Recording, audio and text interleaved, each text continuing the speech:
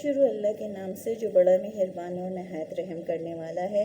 اللہ تعالیٰ سورہ طٰہٰ میں فرماتے ہیں، اور ڈرو نہیں، بے شک میں تمہارے ساتھ ہوں، میں سن رہا ہوں اور دیکھ رہا ہوں۔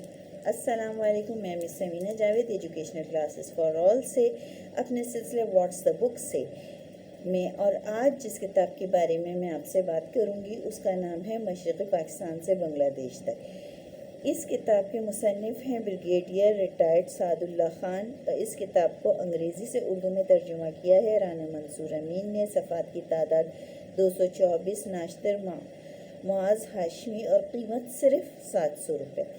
سب سے پہلے میں آپ کو ایک بات بتانا چاہتی ہوں، میں نے اپنے اسکول کے بچوں کو 1965 کی جنگ کے بارے میں بائی ایکشن سمجھانے کے لیے ایک پلے یا ڈرامہ سمجھ لیں وہ بنایا۔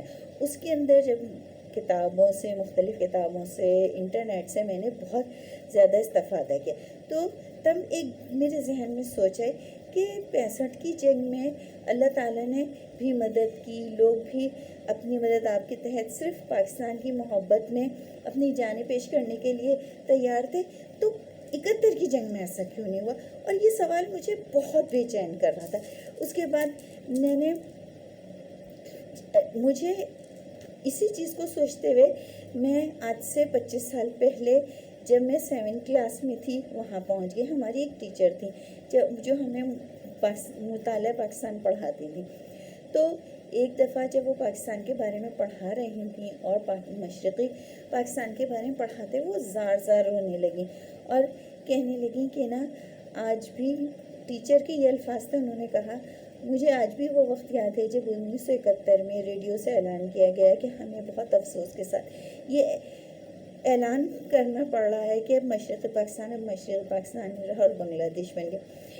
یہ بات گزرے زمانے کی نظر ہو گئی، ظاہر ہے 7 کلاس میں کتنا بڑا بچہ ہوتا ہے وہ بھول جاتے ہیں، مگر جب میں نے 71 کی جنگ کے بارے میں سوچنا شروع کیا تو مجھے ایک دم سے بیٹھے بٹھائی بات یاد آ گئی، اور پھر اس کے لیے میں نے مختلف لوگوں سے پوچھا، کوئی بات کو پلٹ دیتا اور کوئی عجیب بغیر لاجک کی بات کرتا، تو مجھے بہت زیادہ اس کے بارے میں کہ یہ آخر ہے کیا، اس کے بارے میں کسی سے بھی کوئی بھی ایسی تسلی بخش بات نہیں کرتا تھا۔ تو جب اللہ تعالیٰ، ظاہر ہے وہی بات ہے کہ جب ہم کسی چیز کی بہت چاہ کرتے ہیں وہیں راہ بن جاتی ہے، when there is a will there is a way۔ تو اللہ تعالیٰ نے مجھے بک فیئر کی کتاب مشرقی پاکستان سے بنگلہ دیش تک سے ملوا دیا، اور جب میں نے اس کتاب کو پڑھا تو آپ یقین کریں میرے تمام سوالوں کے جواب ملے۔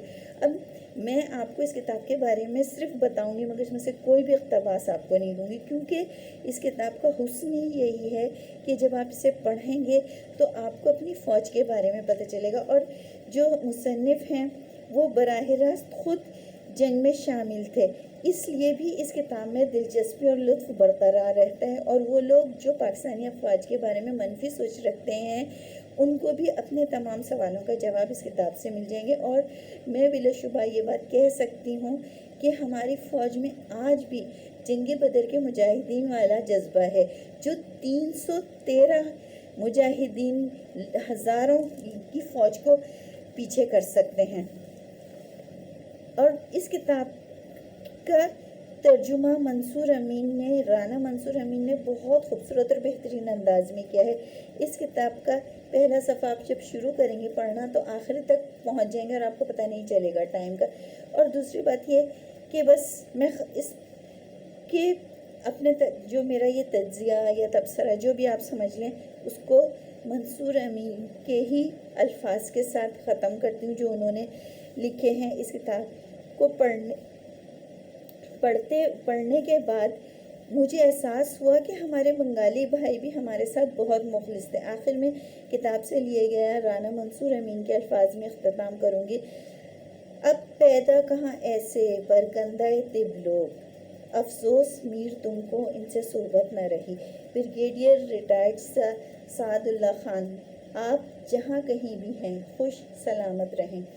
سرزمین وطن کا مان آپ جیسے لوگوں کی وجہ سے ہی سلامت ہے۔ اللہ آپ پر اور آپ کی نسلوں پر اپنی رحمت کا سایہ رکھے۔ آپ نے جس طرح پاکستانی فوج کا کردار بیان کیا ہے قابل تعریف ہے۔ اللہ آپ سے اور آپ کے تمام ساتھیوں سے راضی رہے، آمین۔ اللہ میرے کہنے اور آپ کے سننے کو قبول فرمائے۔ اے اللہ، کوئی چیز آسان نہیں بجز اس کے جس کو تو آسان کر دے، اور تو چاہے تو سنگلاخ زمینوں کو نرم و ہموار کر دے۔ پاکستان زندہ باد۔